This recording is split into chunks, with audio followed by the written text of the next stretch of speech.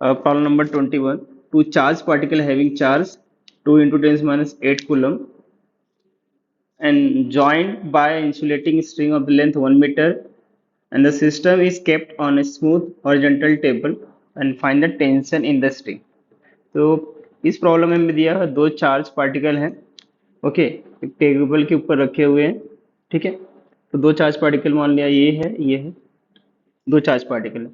उन दोनों एक कनेक्टेड है इंसुलेटिंग स्ट्रिंग से, जिसका लेंथ है 1 मीटर। ओके, इस पे चार्ज है 2 इंटू 10⁻⁸ कूलम। इस पे भी चार्ज है 2 इंटू 10⁻⁸ कूलम। ओके, तो हमें पता है ये दोनों चार्ज, दोनों का मैग्नीट्यूड सेम है।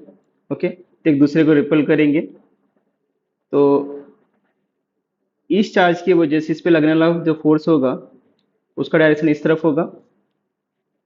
इस चार्ज पर, इस चार्ज की वजह से लगने वाला जो फोर्स होगा, इलेक्ट्रिक फोर्स होगा, उसका डायरेक्शन इस तरफ होगा। तो एक दूसरे को रिपल कर रहे होंगे।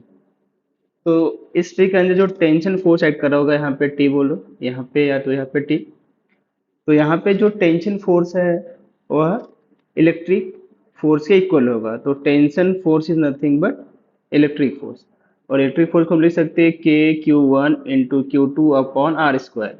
तो के मीन्स 9 इंटू 10⁹ Q1 और Q2 सेम है, तो 2 इंटू 10⁻⁸ का whole square upon distance. Distance है 1 मीटर, मतलब 1 स्क्वायर। ओके, और से हम सिंप्लीफाई लेते हैं। 9 इंटू 10⁹ 2 का स्क्वायर इज 4, 16। ओके, 9 4 जा 36, 10⁹ 10⁻⁻16।